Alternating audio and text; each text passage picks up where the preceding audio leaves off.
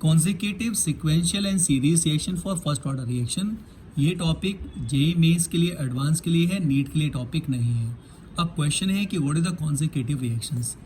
ए B में convert हुआ, लेकिन बी फिर सी में कन्वर्ट हुआ, तो ऐसे रिएक्शन जिसमें ए एक रिएक्टिव प्रोडक्ट में कन्वर्ट हुआ और प्रोडक्ट फिर दूसरे प्रोडक्ट में कन्वर्ट हुआ, ऐसे रिएक्शंस को हम बोलते हैं कॉन्जिक्यूटिव या सीक्वेंशियल रिएक्शन। इसको जरा हम एग्जाम्पल समझते हैं। ये मेरे पास है साइक्लिक ईथर। इसने क्या किया, पहले एसिटाल्डिहाइड फॉर्म किया, ठीक है, फिर एसिटाल्डिहाइड, ठीक है, मीथेन और CO में कन्वर्ट हो गया। तो ये जो रिएक्शंस होते हैं इनको बोलते हैं सीक्वेंशियल या कॉन्जिक्यूटिव रिएक्शन। ऐसी न्यूक्लियर केमिस्ट्री में न्यूक्लियर रिएक्शन सीरीज होती हैं जिसमें alpha beta gamma ray decay होते रहते हैं और न्यू प्रोडक्ट्स फॉर्म होते रहते हैं, तो ये भी कॉन्जिक्यूटिव या सीक्वेंशियल रिएक्शंस होते हैं। अब मेरे पास t = 0 यानी इनिशियल टाइम है, उस समय ये A0 है। जब ये A0 होगा तो ये 0 होगा, ये 0 होगा। अब t टाइम बाद इसमें से कुछ कंपाउंड, कुछ रिएक्टेंट इसमें कन्वर्ट हो गया, तो मेरे पास AT यहाँ रिमेनिंग है, ठीक है।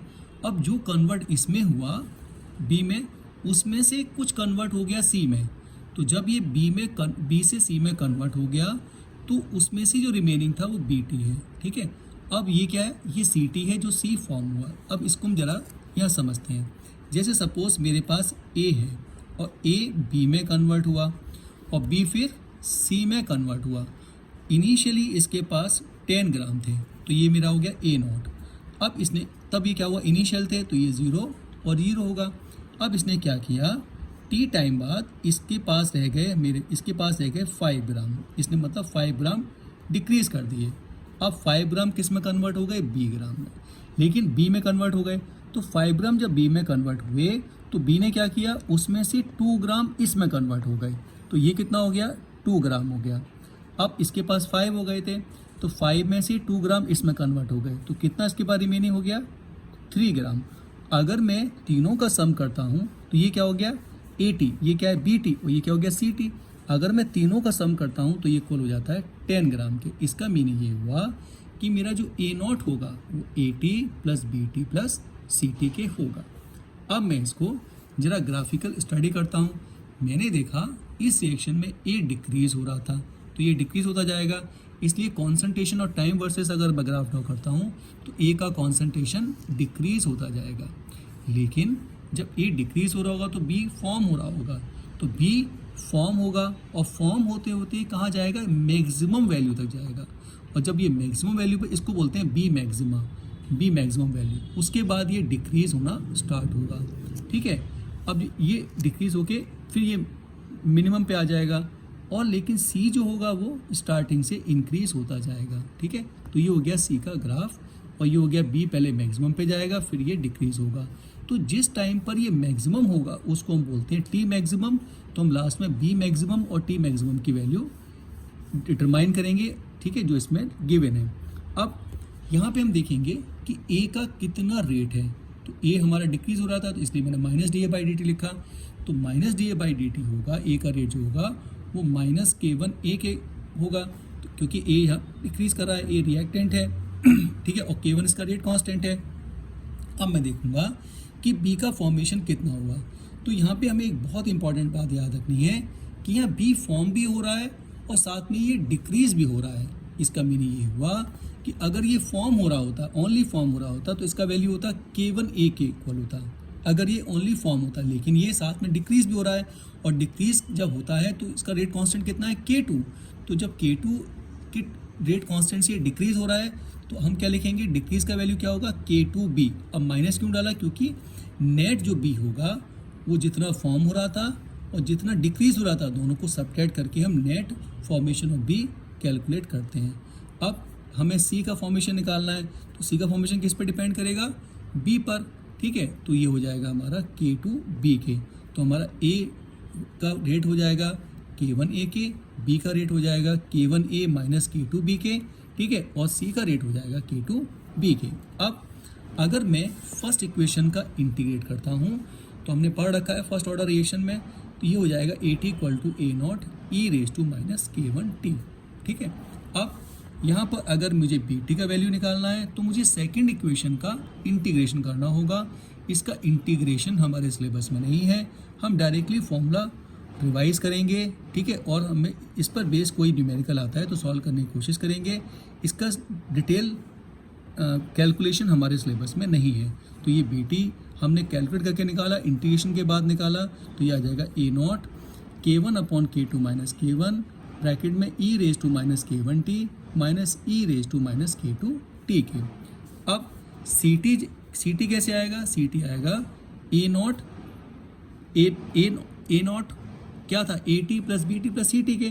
तो CT कैसे आएगा? A0 minus AT plus BT, तो ये हो जाएगा A0 minus AT plus BT के, ठीक है। अब मैंने क्या किया, यहाँ पर मैंने BT का वैल्यू यहाँ पे पुट कर दिया और BT का वैल्यू यहाँ पे पुट कर दूंगा, और अगर A0 को यहाँ पे कॉमन ले लूँगा तो मुझे CT का वैल्यू आ जाएगा। तो ये CT का वैल्यू है, ये कैसे आएगा? A0 minus AT plus BT के। तो मैंने क्या किया, AT का वैल्यू यहाँ पुट कर दिया, BT का वैल्यू यहाँ पुट कर दिया और A0 कॉमन ले लिया, तो मेरे पास CT का वैल्यू ये आ जाएगा। अब मुझे फाइंड करना है B मैक्सिमम कब आएगा। B मैक्सिमम तब आता है जब इसका डिफरेंशियल जो डिफरेंशिएशन होता है वो 0 होता है। तो जब डिफरेंशिएशन होगा तो ये यहाँ पे क्या आएगा? B मैक्सिमम वैल्यू आएगा। तो B मैक्सिमम कैसे आता है? इसका भी डेरिवेशन हमारे सिलेबस में नहीं है, तो इसका आएगा A0 K2 by K1 K2 upon K1 minus K2, ये हमारा इसका वैल्यू होगा। अब मैं इक्वेशन 2 का अगर डिफरेंशिएशन करता हूँ इसका, तो मुझे T मैक्सिमम का वैल्यू मिलेगा। तो T मैक्सिमम का वैल्यू कितना आता है इसमें? 1 upon K2 minus K1 log to the base E K2 upon K1। अगर मैं इसको मैथमेटिकल लॉग में लिखूंगा तो ये हो जाएगा 2.303 upon K2 minus K1 log to the base 10 K2 upon K1। और ये कब आएगा? ये T मैक्सिमम है, ये कब आएगा? जब मेरा B मैक्सिमम होगा। अब यहाँ पर एक क्वेश्चन है कि A से B बना लेकिन 2A से C प्लस D बना और मुझे rate of disappearance of A find करना है। तो मैं क्या करूँगा, यहाँ पे पहले फर्स्ट स्टेप में डिटरमाइन करूँगा। तो यहाँ पे क्या होगा? Minus DA by DT equal to K1A, ठीक है। तो ये हो गया फर्स्ट स्टेप का। सेकंड स्टेप में कितना होगा? 1/2 DA बाई DT। अब ये एलिमेंट्री रिएक्शन है इसलिए 2 को पावर बना दिया है, तो ये पावर हो गया। तो अब ये हो जाएगा minus 1/2 DA by DT equal to K2A raise to 2। अब मैं यहाँ 2 का मल्टीप्लाई कर दूंगा तो ये हो जाएगा। तो नेट कितना हुआ? नेट में क्या करूँगा, दोनों को ऐड कर दूंगा तो मेरा ये आंसर हो जाएगा। अब एक क्वेश्चन ये है कि अगर K2 का वैल्यू बहुत बड़ा हो जाए K1 से तो ग्राफ क्या होगा? तो A तो डिक्रीज करता जाएगा और C इंक्रीज करता जाएगा, लेकिन B थोड़ी देर के लिए इंक्रीज होगा, उसके बाद एकदम डिक्रीज हो जाएगा, क्योंकि K2 का बहुत ज़्यादा रेट है तो B ज़्यादा स्टेबल कंपाउंड नहीं है। तो जैसी फॉर्म होगा वो क्या होगा? इसका कॉन्सेंट्रेशन डिक्रीज हो जाएगा। अब हमारे पास नेक्स्ट टॉपिक आता है ओपोज्ड और रिवर्सिबल एलिमेंट्री रिएक्शंस। इसमें क्या होता है कि A B में पहले कन्वर्ट होता रहता है और फिर after some time B A में भी कन्वर्ट होना स्टार्ट हो जाता है, तो और इक्विलिब्रियम स्टैब्लिश हो जाता है। तो ऐसी रिएक्शन जिसमें A B में भी कन्वर्ट होता है और B A में कन्वर्ट होता है और इक्विलिब्रियम स्टैब्लिश हो जाता है, ऐसी रिएक्शन को हम बोलते हैं रिवर्सिबल एलिमेंट्री रिएक्शंस। अब फॉरवर्ड के लिए है K1, इसको हम KF भी बोल सकते हैं, ठीक है। और ये है K2, ये बैकवर्ड के लिए रिएक्शन है, ये हम इसको KB भी बोल सकते हैं। तो K1 KF क्या है? Rate constant for forward reaction, और K2 और KB क्या है? Rate constant for backward reaction. अब हम फॉरवर्ड का रेट निकाल रहे हैं, तो फॉरवर्ड के केस में हम रेट ऑफ रिएक्शन निकाल रहे हैं। तो रेट ऑफ रिएक्शन कितना होगा? Rate of forward reaction minus rate of backward reaction. अब फॉरवर्ड रिएक्शन कितना होगा? K1A के, ठीक है, और बैकवर्ड क्या होगा? K2B के। अब दोनों रिवर्सिबल हैं इसलिए हम क्या करेंगे? नेगेटिव साइन डालेंगे। तो इसमें rate of disappearance of A क्या होगा? माइनस K1A माइनस K2B के होगा। अब हमने बोला, हम पहले भी सीख चुके हैं कि हमारा लॉ ऑफ कंजर्वेशन ऑफ मास के अकॉर्डिंग, ठीक है, हमारा ये जो AT है और BT का सम किसके इक्वल होगा? A0 के इक्वल होगा, क्योंकि T इक्वल टू 0 पर A0 था तो ये 0 था। अब जब T टाइम आ गया, ठीक है, तो ये हो जाएगा AT और ये BT हो जाएगा। इन दोनों का सम किसके इक्वल होगा? A0 के। तो यहाँ पे लिखा है A0 equal to AT plus BT according to law of conservation of mass.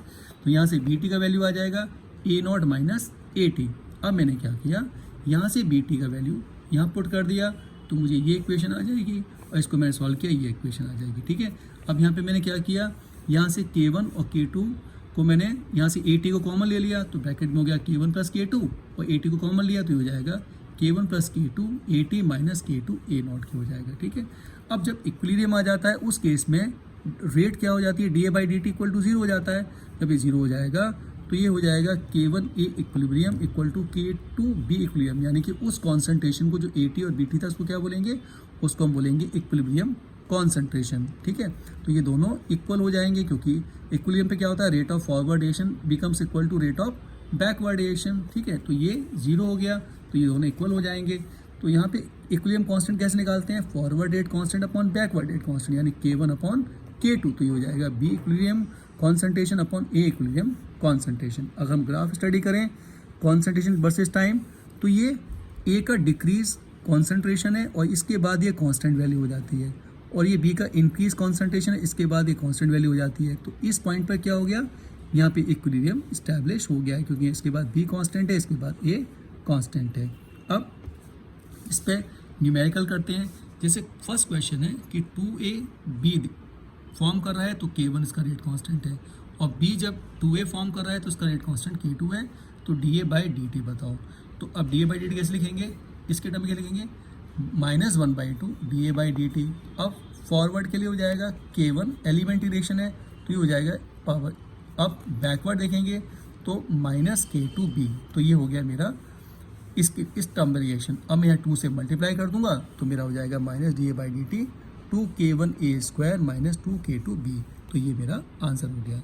Second question है कि A B में कन्वर्ट हो रहा है, K1 इसका रेट कांस्टेंट है, और B A में कन्वर्ट हो रहा है तो K2 इसका रेट कांस्टेंट है। लेकिन सेकंड स्टेप में क्या हो रहा है, फर्स्ट स्टेप है, सेकंड स्टेप में क्या हो रहा है कि B प्लस A दोनों रिएक्ट कर रहे हैं और ये C में कन्वर्ट हो रहा है, यहाँ पे भी A डिक्रीज हो रहा है। अब उसने मुझे 3 क्वेश्चन पूछे हैं कि -dA/dt फॉर्म करना है, यानी rate of disappearance of A form करना है, मुझे कैलकुलेट करना है, और dB/dt मुझे कैलकुलेट करना है, और dC/dt भी कैलकुलेट करना है। तो फॉर्मेशन ऑफ B निकालना है, फॉर्मेशन ऑफ C निकालना है, और डिसअपीयरेंस ऑफ A निकालना है। अब कैसे निकालेंगे, पहले फर्स्ट स्टेप के लिए निकालते हैं। तो इस स्टेप के लिए तो यहाँ पे कितना होगा, K1A, ठीक है, ये डिक्रीज हो रहा है। अब ये रिवर्सिबल रिएक्शन है तो ये हो जाएगा -K2B, तो ये इस स्टेप के लिए हो गया ये डिसअपीयरेंस। अब सेकंड स्टेप के लिए कैसे निकालेंगे, सेकंड स्टेप में भी A डिक्रीज हो रहा है तो ये हो जाएगा -dA/dt इक्वल टू K3, इसका कॉन्सेंट्रेशन इसका कॉन्सेंट्रेशन, तो ये हो जाएगा BA, ठीक है, B का कॉन्सेंट्रेशन A का कॉन्सेंट्रेशन। तो नेट जो होगा वो नेट कितना हो जाएगा, अब हम दोनों को ऐड कर देंगे तो हमारा हो जाएगा ये इक्वेशन आ जाएगा, ये हमारा हो गया नेट डिक्रीज इन एक रेट ऑफ A, ठीक है, या डिसअपीयरेंस ऑफ A आ जाएगा। अब हमें फॉर्मेशन ऑफ B निकालना है, तो हमने देखा कि फॉर्मेशन ऑफ B, तो फॉर्मेशन ऑफ B क्या होगा, जो डिसअपीयरेंस ऑफ A होगा फर्स्ट स्टेप के लिए, तो ये तो सेम ही रहने वाला है, इसलिए मैंने इसी वैल्यू को यहाँ पे लिख दिया है। लेकिन यहाँ पे मैंने देखा कि मैंने फॉर्मेशन ऑफ B पूछा है, लेकिन अगर मैं इस वैल्यू को इस ऐसे नहीं लिख सकता क्योंकि ये तो डिक्रीज होने का वैल्यू है B का, ठीक है। अगर मैं फॉर्मेशन पूछूंगा तो साइन इसका रिवर्स हो जाएगा, माइनस हो जाएगा, तो इसलिए मैंने माइनस किया क्योंकि मैंने फॉर्मेशन पूछा है, इसलिए यहाँ पे माइनस का साइन आएगा, ठीक है। अब उसने क्या पूछा, फॉर्मेशन ऑफ dC/dt बताओ या फॉर्मेशन ऑफ C बताओ, तो ये कितना हो जाएगा, ये हो जाएगा मेरा K3 B का कॉन्सेंट्रेशन एंड A का कॉन्सेंट्रेशन, ठीक है। तो इस तरह से हम इसको सॉल्व करेंगे।